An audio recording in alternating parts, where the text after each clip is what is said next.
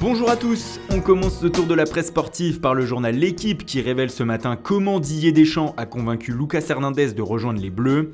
Alors que le défenseur de l'Atlético Madrid disait se sentir espagnol il y a quelques temps, 2 coups de téléphone du sélectionneur des Bleus l'ont fait changer d'avis. Deschamps lui explique notamment qu'il a le potentiel pour s'imposer sur le côté gauche et que même s'il le convoque pour un match amical, cela ne le bloque pas pour la suite de sa carrière internationale. Le relais de son coéquipier Antoine Griezmann en club finira de le convaincre d'accepter de dire oui à une première convocation en équipe de France. Et en parlant de Griezmann, on retrouve le buteur des Bleus en une de Sport ce matin. Le journal catalan reprend les propos du joueur de l'Atlético dans une interview à l'Équipe hier. « Je veux connaître mon futur avant d'aller au mondial ». Il n'en fallait pas plus pour que le média interprète ses propos.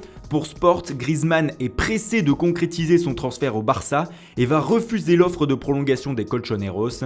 C'est peut-être aller un peu vite en besogne. En tout cas, ce feuilleton Griezmann qui ne fait que commencer déclenche un duel entre la presse catalane et madrilène.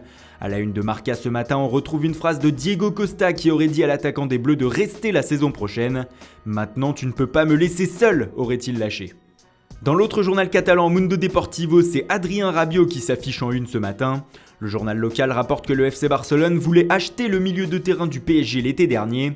En pleine zone de turbulence avec le départ de Neymar dans la capitale française, les Blaugrana voulaient négocier la venue de Rabiot dans le deal avec Paris, mais le club français a tout simplement refusé.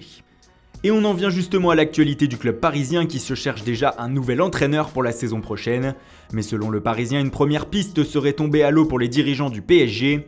Luis Enrique, l'ancien coach du Barça, ne sera pas le remplaçant de Unai Emery pour le quotidien français.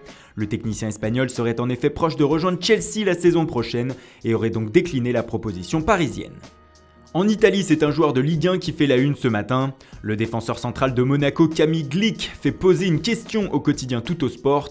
Et si Glick revenait au Torino, s'interroge le média. Ce dernier affirme que des premiers contacts auraient eu lieu entre les deux parties après le derby de Turin et que la cote de Glick auprès des fans du Taureau est toujours aussi élevée, suffisant pour un retour. Et on termine en Angleterre où le cas Alexis Sanchez agite la presse ce matin. Le Chilien s'est confié hier sur ses débuts mitigés avec Manchester United. Des propos relayés par le Sun ce jeudi. L'attaquant déclare notamment « Comme je suis exigeant, je m'attendais à quelque chose de mieux. Après mon arrivée à United, il était difficile de tout changer très rapidement. J'ai même hésité à venir ici en Suède avec la sélection. Le changement de club était brutal. C'est la première fois que je changeais de club en janvier. » En parlant de Manchester United, le Mirror rapporte que le club mancunien est déjà en train de réfléchir au mercato estival.